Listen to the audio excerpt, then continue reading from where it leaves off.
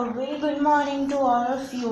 Welcome to our YouTube channel. Before starting the video, make sure you have subscribed it and hit the bell icon for latest update. So today we will be discussing about the chapter 3 metals and non-metals from class 10th. So जितने भी elements होते हैं उनको हम metals और non metals की basis पे और उनकी प्रॉपर्टीज़ के अकॉर्डिंग क्लासिफाई करते हैं। तो मेटल्स की बात करते हैं सबसे पहले। तो जो इनकी फ़िज़िकल प्रॉपर्टी है वो क्या होती है वो देखते हैं। मेटल्स की पहली प्रॉपर्टी कि ये इनकी प्योर स्टेट में बिल्कुल शाइनी सरफेस होता है इनका, और इस प्रॉपर्टी को नाम दे दिया मेटेलिक लस्टर। तो metals in their pure state have a shiny surface and this property is called metallic lustre. Second property is that metals can be beaten into thin sheets, और इस प्रॉपर्टी को हम कहते हैं मेलेबिलिटी। अगेन इनके अंदर ability होती है इनको थिन वायरस में कन्वर्ट करने की, और इसको हम कहते हैं डक्टिलिटी।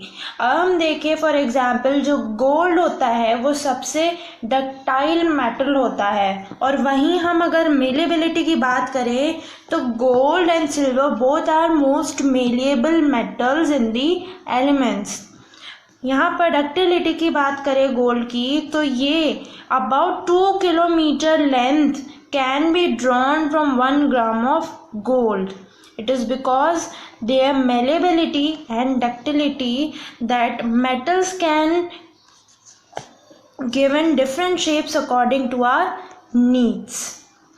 फर्दर चले हम तो कुकवेयर्स में हम देख सकते हैं कि जो मेटल्स होते हैं due to their conducting power इनको हम कुकिंग में वेसल्स में यूज़ करते हैं। क्यों?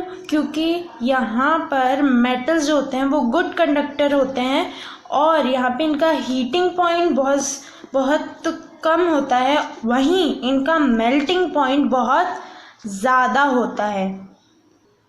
So if we look at the wires that carry current in our homes, उनके ऊपर एक कोटिंग होती है पॉलीविल्सन क्लोराइड की, PVC, या फिर रबर लाइक मटेरियल हम कहें।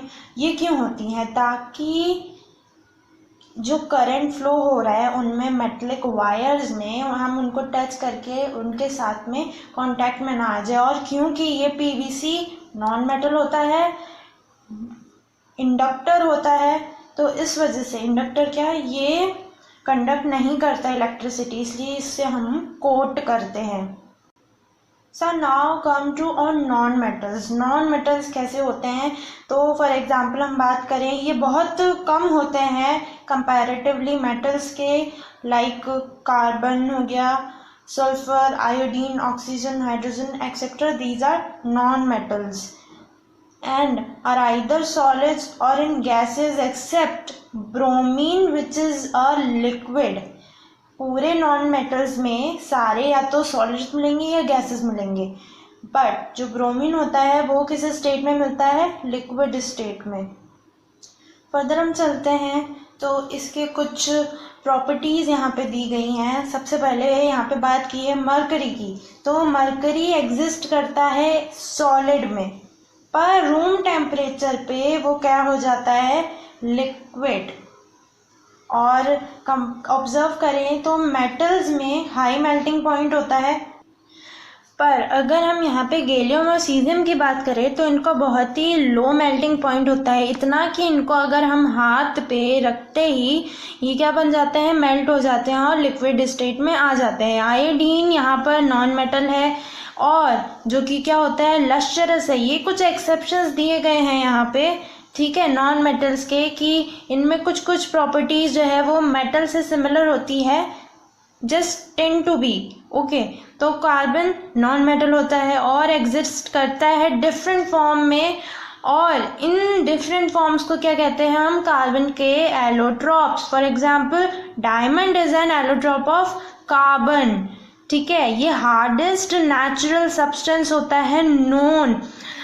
Diamond is the hardest natural substance known till now and has a very high melting and boiling point. वहीं ग्रेफाइट जो है ये भी सेम कार्बन का एलोट्रॉप होता है, अनदर एलोट्रॉप ऑफ कार्बन, जो कि क्या कर सकता है, इलेक्ट्रिसिटी को कंडक्ट कर सकता है.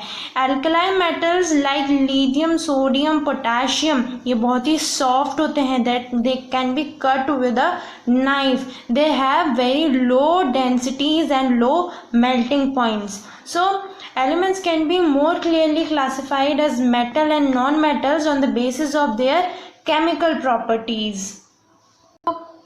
केमिकल प्रॉपर्टीज पे हम देखें तो जो नॉन मेटल्स होते हैं वो प्रोड्यूस करते हैं एसिडिक ऑक्साइड्स जब उनको वाटर में डिज़ोल्व कर दें. वहीं अदर हैंड अगर हम बात करें मेटल्स की तो ये बेसिक ऑक्साइड्स देते हैं जब इनको डिज़ोल्व किया जाए वाटर में. तो फर्दर इनकी केमिकल प्रॉपर्टीज देखते हैं मेटल्स की. So what happens when metals are burned in air. तो यहाँ पर हम देखें कि ऑलमोस्ट जितने भी मेटल्स होते हैं जब उनको ऑक्सीजन से कंबाइन किया जाता है तो वो मेटल ऑक्साइड फॉर्म करते हैं. Like this, metals plus oxygen gives metal oxide. For example जब कॉपर हीट किया गया एयर के अंदर तो उसने कंबाइन किया ऑक्सीजन के साथ में, क्या फॉर्म किया, copper second oxides or a black oxide. Similarly, aluminium forms aluminium oxides.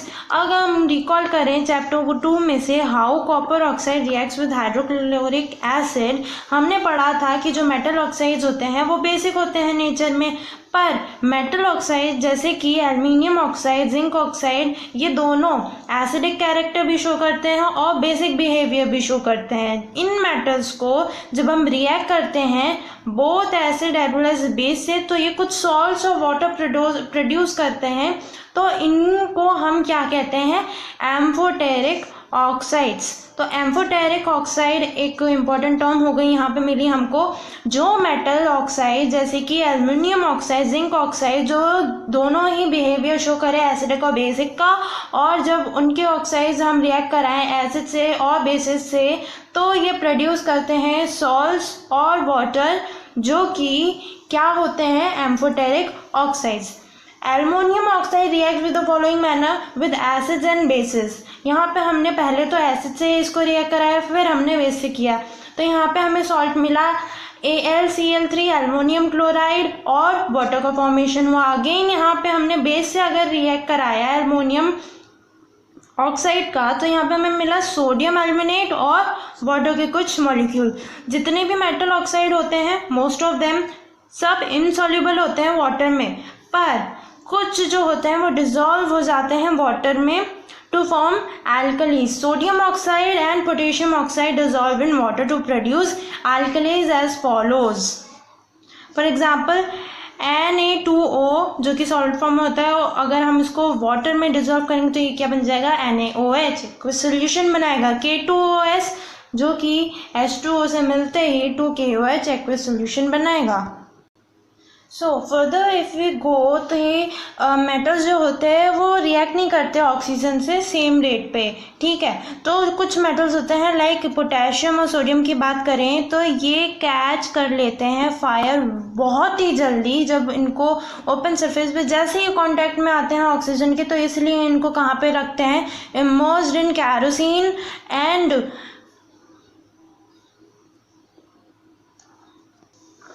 Oils.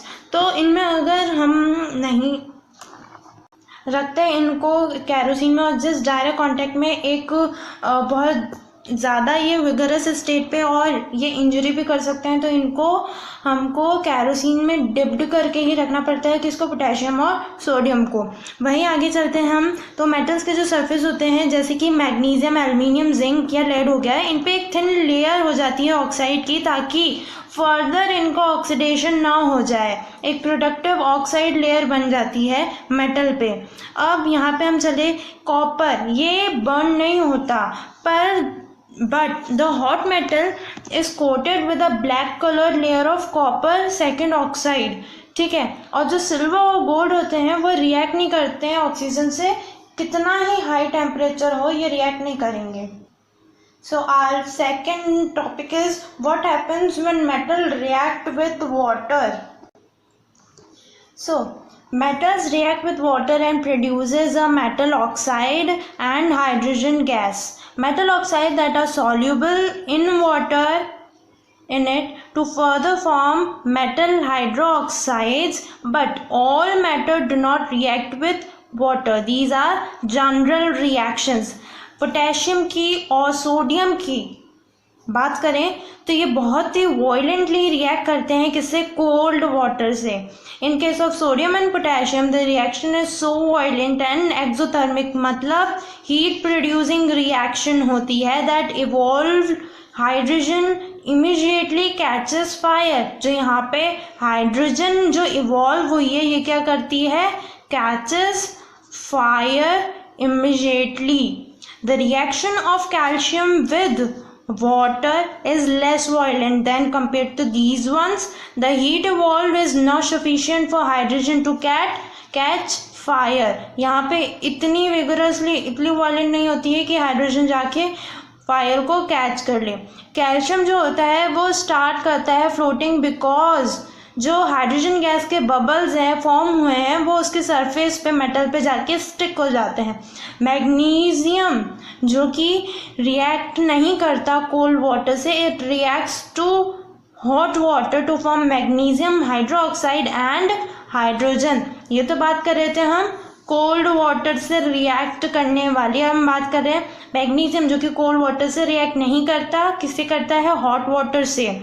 It also starts floating due to the formation of bubbles of hydrogen gas sticking to its surface. Metals like aluminium,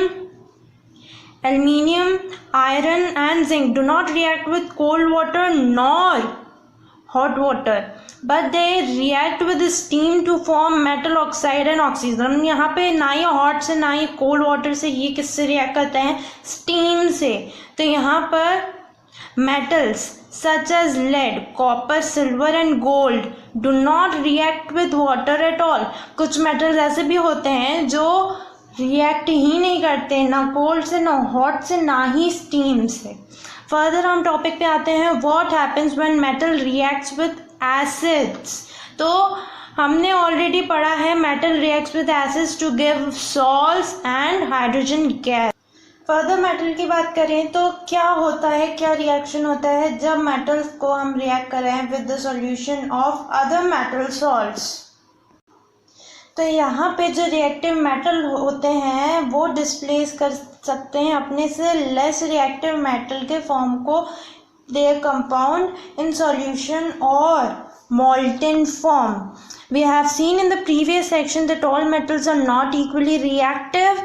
We check the reactivity of various metals with oxygen, water and acids, but all metals do not react with these reagents. So we were not able to put all the metal samples we had collected in decreasing order of their reactivity. Displacement reaction studied in chapter 1 give better evidence about the reactivity of metal. यहाँ पर displacement reaction हमने chapter 1 में देखी थी. आप जाके मेरे previous video में देखना कि डिस्प्लेसमेंट रिएक्शन कैसे होती है और क्या उसमें होता है, क्या उसके प्रोडक्ट्स होते हैं.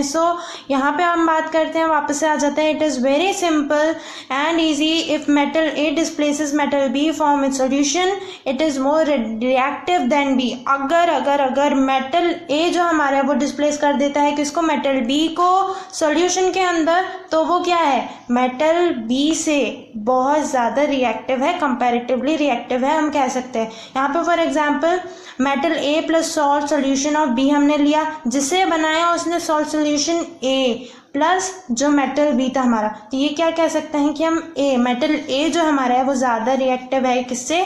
बी से. अब आ जाते हैं हमारी रिएक्टिविटी सीरीज पर. यहाँ पे कुछ मेटल्स की सीरीज दिए गई है, अरेंज किया गया है इनको डिक्रीजिंग एक्टिविटीज़ पे, इनको performing displacement experiments. So this was all for today. Keep subscribe our channel and pull the bell icon.